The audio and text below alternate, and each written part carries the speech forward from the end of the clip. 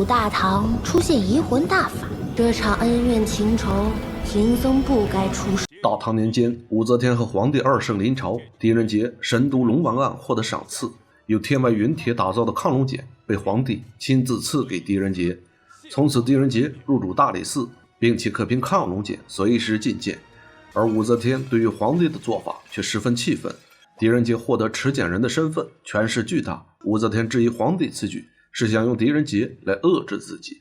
尽管皇帝对武则天百般解释，但皇后还是决定私下夺回亢龙锏。深夜之中，皇后来到皇宫深处，让狄仁杰的生死之交金吾为尉迟真金助自己夺回亢龙锏。武则天承诺拿回亢龙锏后，不会以弑奸之名祸及狄仁杰一族。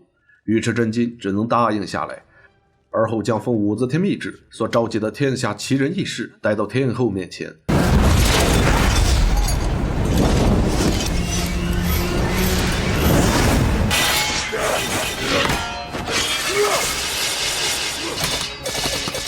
换刀门有名霸道，千手门花火鬼也，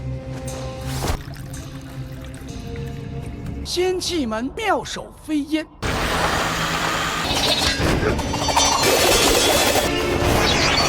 岐山福印派水月。武则天让几人成立一人组，暂时由尉迟真金管辖，而天后的第一道旨意便是让他们助尉迟真金取回亢龙锏。大理寺内下属紧急来报，城中冷月斋起火，发生离奇窃案。狄仁杰神出鬼没，带着一众属下赶往冷月斋。街面之上，尉迟真金给到水月大理寺布局图，准备静候佳音。而狄仁杰路途之上，水月在旁秘密监视。他无意之中看到街市之上出现诡异图案，等到鬼夜上来之时，图案却消失不见。狄仁杰一行人来到冷月斋，这画师擅长描摹古画，人称冷三。几日前尝试新画作《八骏渡江图》，却没想到新图刚完成就被偷走，而屋子之内也被火焚烧，家人更是离奇失踪。狄仁杰一路来到院中勘察现场细节，脑中已然勾勒出凶徒的作案现场，却发现这屋内线索如此众多，怀疑是有人故意设局拖延时间。而此时的尉迟真金一直在外观察。大理寺外，水月和鬼夜已经潜伏而来。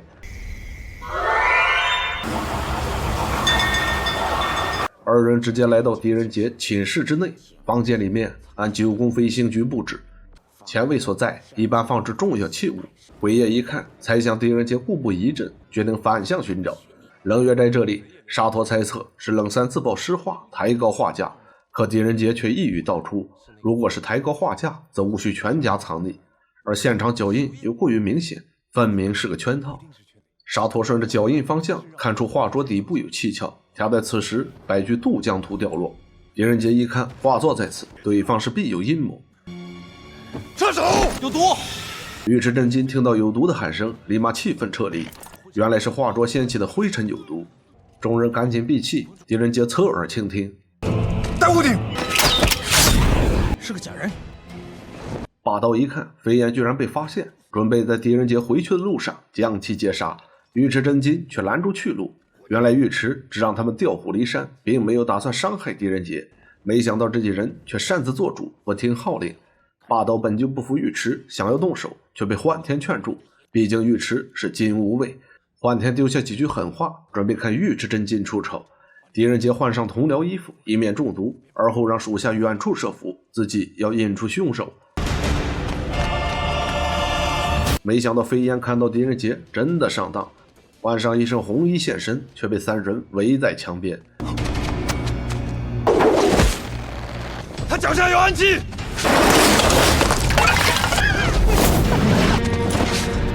狄仁杰一根木棍上前，几招之内却将飞燕身上穴位点破。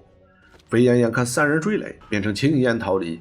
狄仁杰爬上木架，却未见对方踪迹。别开木架！什么旁门左道？水月在狄仁杰寝室找到亢龙锏，拉出神锏，却触动了设置好的机关。二人赶紧就要逃离，众人来到狄仁杰房间，而狄仁杰也早已预料在先，给众人留下了指示。次日，武则天大为光火，尉迟真金和异人组一出手，就步步输给了狄仁杰。桓天则趁机甩锅，让天后下旨，由自己节制尉迟真金。尉迟真金直接斥责桓天，而后建议武则天由他尉迟真金去向皇上进谏，请皇帝收回亢龙锏。武则天却知道进谏根本没用，就拿玄武门之变来说，当年也有人进谏，会有皇族手足相残，可到最后高祖根本没信，最终2年之后血染皇城。狄仁杰深夜挑灯思索，回忆起当年进京上任之前，在三藏寺求大师开解心结的场景。大师随手而化，而狄仁杰却说：地狱不空，誓不成佛。大师让他有事是前来找自己。元策，我不入地狱，谁入地狱？而狄仁杰的心急再次发作，幸亏有沙陀在一旁及时料理。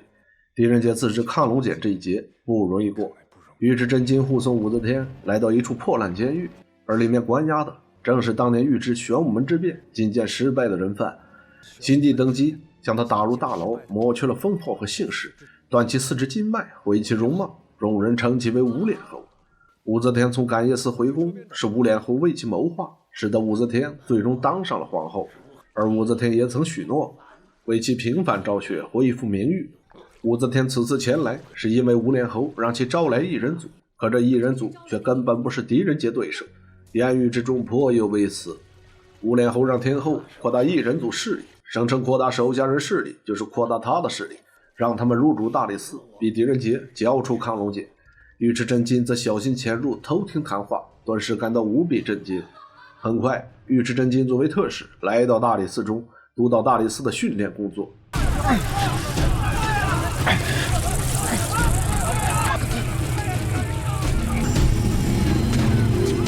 沙陀看到尉迟真金如此训练，异常气愤。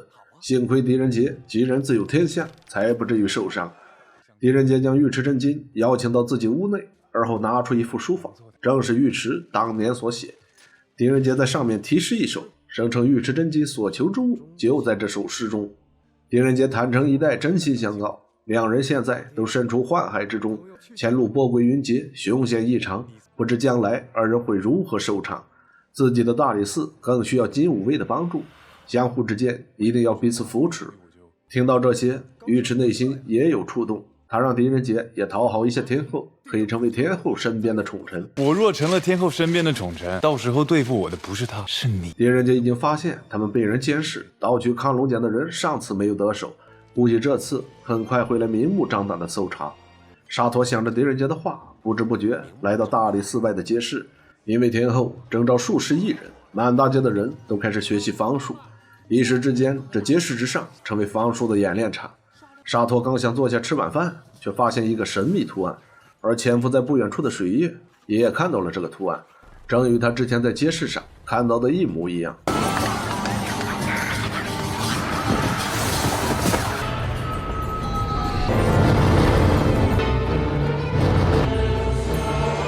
突然一个铁勒人出现，拉着沙陀就走。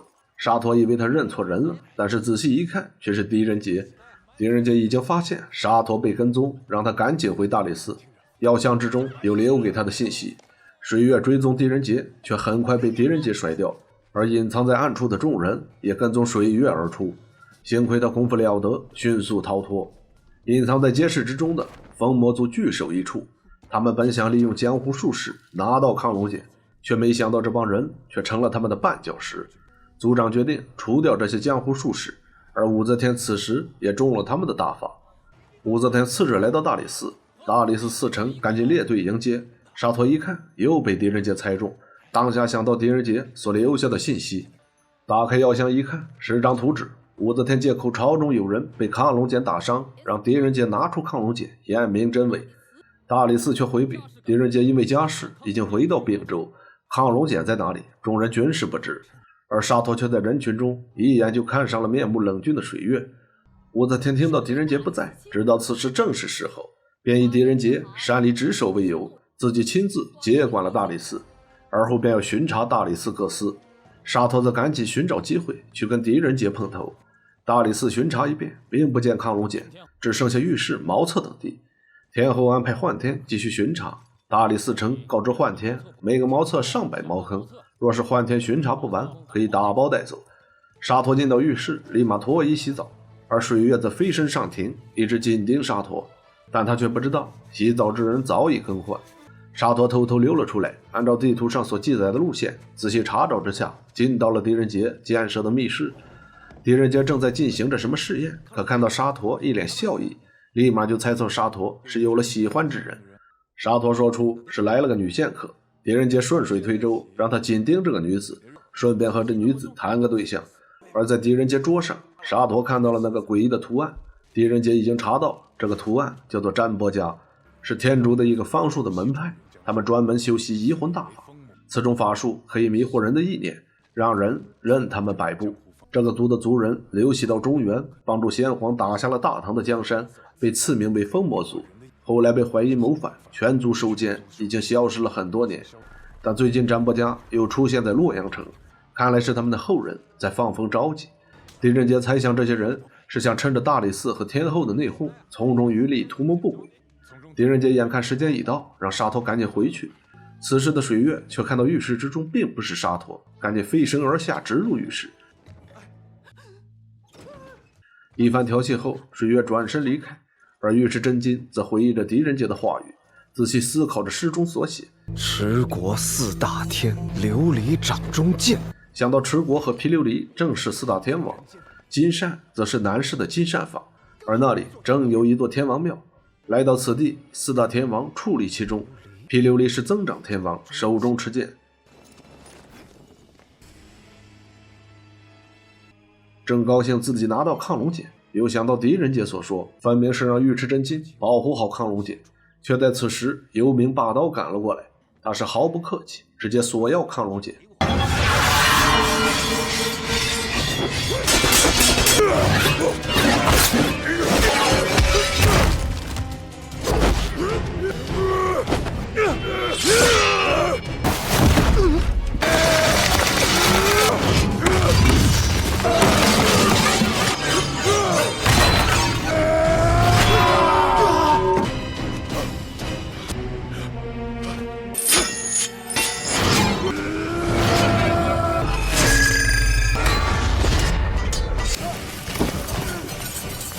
再次来到皇宫大殿，尉迟真金想着狄仁杰的交代，又想到武则天的狠辣，狄仁杰如果失掉亢龙锏，一定难逃人头落地。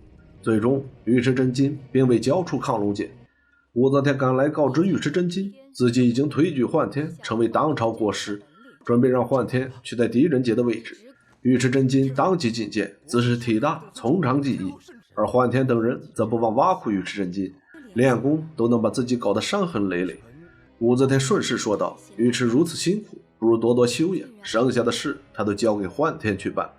众人来到皇宫大殿，皇帝让幻天表演一下自己的技艺。幻天也是毫不客气，启动身上机关开始操演。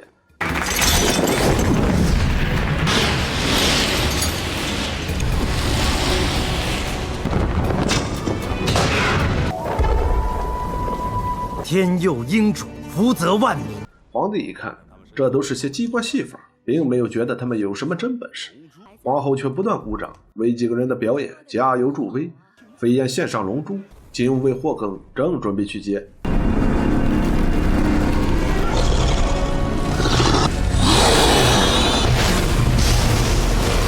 幻天三人也是慌了，不知道如何解释。尉迟真金赶紧上前护住天后和皇上，没想到这金龙不讲武德，一口烈焰喷下。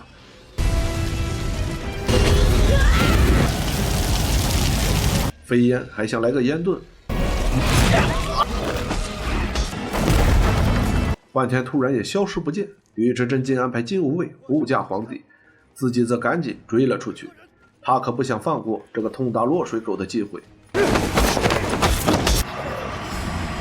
尉迟真金一下子懵了，更懵的是金吾卫众人赶来，把他当作杀人凶手，直接给锁拿起来。皇帝这里也大为光火，得知这帮人是尉迟真金找来，正要找他问话，却没想到尉迟也因杀死守卫被关押到御史台监狱。皇帝一听，即刻召狄仁杰回京。沙陀这里正和狄仁杰商议，金吾卫已经通报了皇城金龙案的始末。狄仁杰知道是对方已经出手，当年三藏法师曾研究破解移魂之法，他如今已经圆寂，会破解之道的只有他的弟子袁策。狄仁杰让沙陀带上竹册，拿上占卜家图，去邙山三藏寺找袁策求破解之道。而狄仁杰为了分散敌人注意力，决定分3路出击诱敌。第一路周进带人佯装赶往并州，催促狄仁杰回京，为的是引开大理寺外的人马。他们出城后分散诱敌，而后回大理寺覆灭。第二路沙陀大理寺后门出发，去到东市，立刻换装转马去邙山寻袁策大师。第三路狄仁杰乔装成丁训手下，跟随金吾卫霍耿去皇城勘察现场。水月紧跟几名黑衣人行至前方接巷之时，对方放出迷雾，在水月追问之下，终于闪身而出。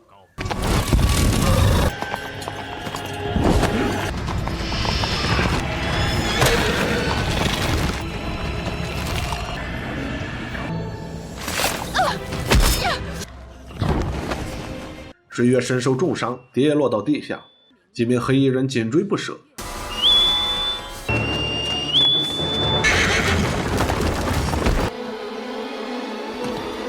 水月无奈，冲进一处马房当中，恰好正是沙陀换马之地。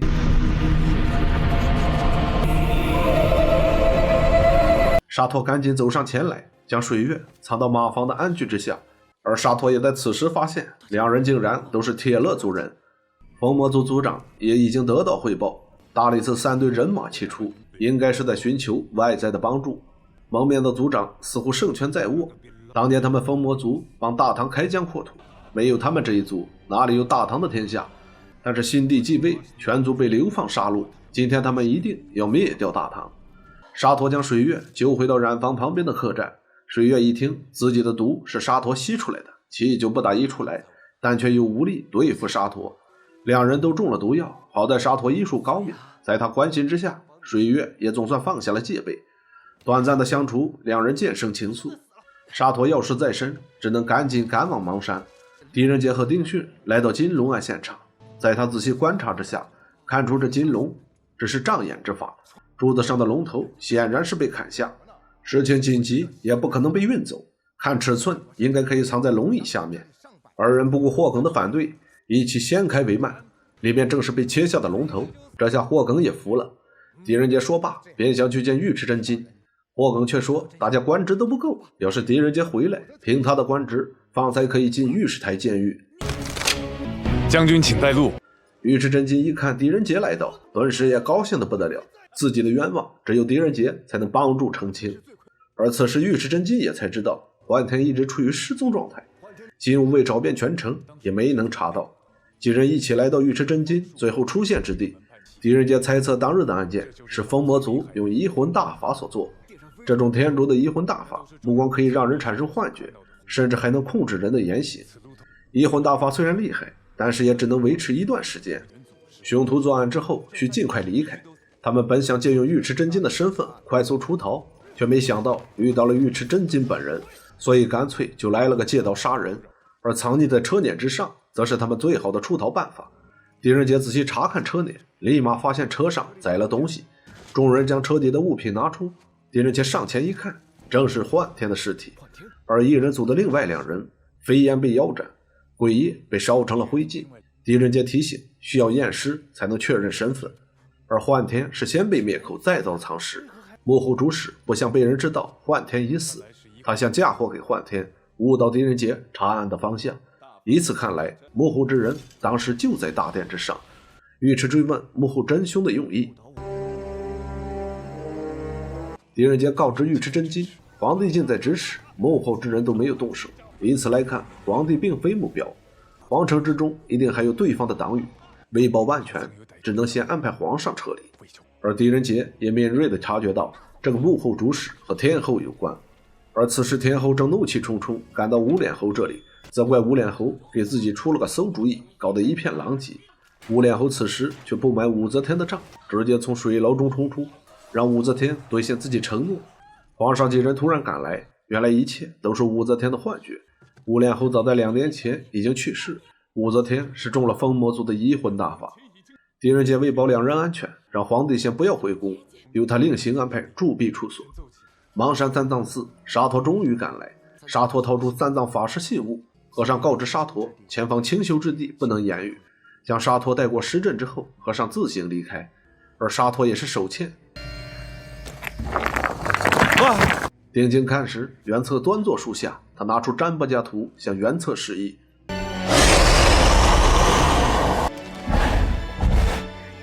护法白猿消退，金色鲤鱼出现，他已经通过读心之术知道沙陀来意，事情过往也立马现应当下。袁策了解过后，知道又是一场关于全域的百年争斗，便不愿出手，让沙陀回去。白猿扔给沙陀书信一封，也飞身离去。狄仁杰让手下不要声张，将二人安排到了大理寺中。沙陀此时也铩羽而归，他将带回的书信给到狄仁杰。狄仁杰打开一看，正是用梵文书写的《大罗龙劫心经》。看到狄仁杰又犯了老病，沙陀赶紧为他治疗。狄仁杰知晓这风魔族的厉害，若是没有袁策大师相助，胜负很难预计。回想当年往事，我不入地狱，谁入地狱？风魔族这里猜测皇帝可能会在大理寺，花火鬼夜却想到狄仁杰一定会在皇帝身边，只要确定狄仁杰也在大理寺，那么皇帝就一定会在那里。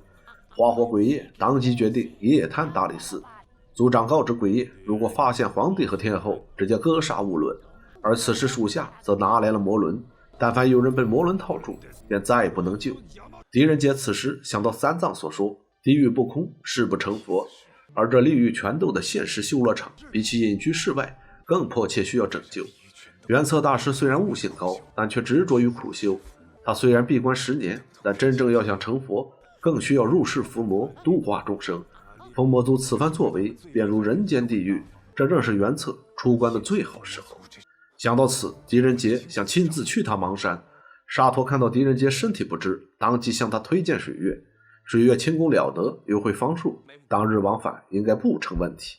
沙陀来到大理寺密室，进门就说大理寺丢了东西，怀疑是水月偷的，当即便安排4成禁屋来搜。几人一番搜查，却并未找到。沙陀直接让众人带走水月。水月虽然一肚子委屈，但仍然表示自己欠沙陀的情，日后若沙陀有难，一定会来救沙陀。众人打开大门，出此测试之法，乃鄙人主，请女侠多多包涵，望女侠仗义拔刀，出手相助。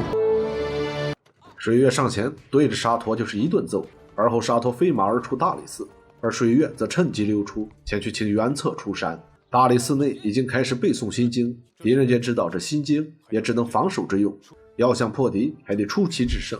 狄仁杰回想尉迟真金所说，这亢龙锏是把神兵利器。而此时天后却走进狄仁杰房间，言语之中尽是挑逗之意。狄仁杰禀告武则天，风魔族长老无脸侯为了保护自己的族人，自愿作为人质，但风魔族还是被大军围剿，近乎灭族。30年来凄风苦雨，往日的恩怨又何时能了？可天后不听狄仁杰所说，还是不断诱惑狄仁杰，却不想狄仁杰早已识破这鬼魅伎俩。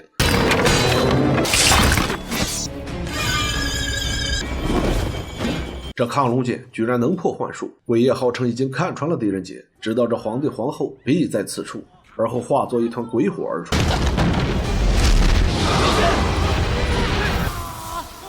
次日清晨，大雾漫天，大理寺中门大开，狄仁杰等待着敌人的进攻。突然之间，屋顶之上异象闪现，大家全民戒备，准备应战！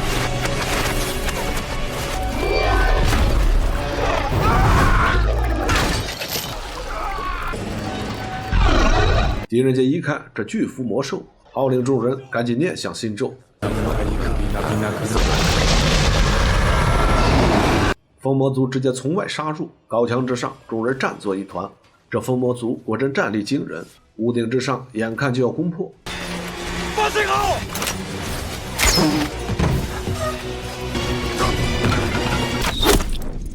钟声终于响起，锦武卫、霍耿等人立马杀入大理寺。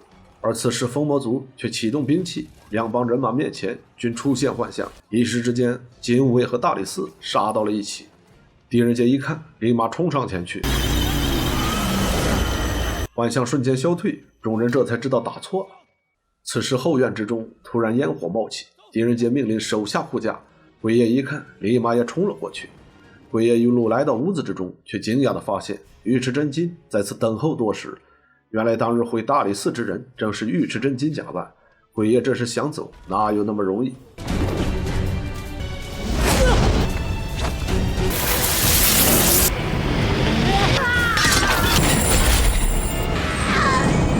狄仁杰正告封魔族族长不能因先祖的恶念而殃及后世的万千无辜。老族长知道封魔族是被全真所害，告知狄仁杰他也难逃全真的厄运，说着便准备亲自出手。他飞身缓慢来到众人身前，狄仁杰提醒下属众人无论如何要保住亢龙剑。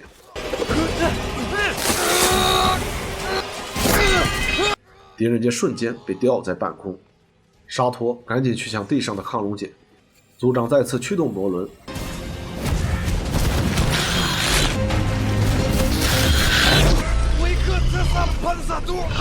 尉迟真金飞身杀来，总算救下狄仁杰。沙陀将剑扔给尉迟真金，却没想到被封魔族长接住。沙陀不让速！白猿之上正是原策大师。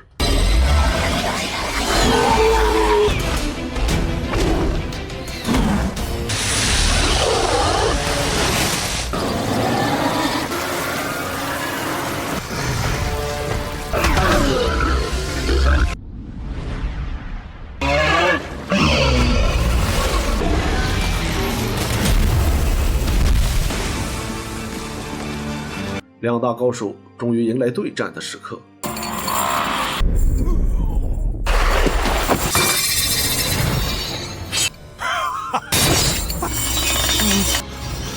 原策劝封魔族族长放下仇恨，脱离无边苦海，族长最终放下杀机。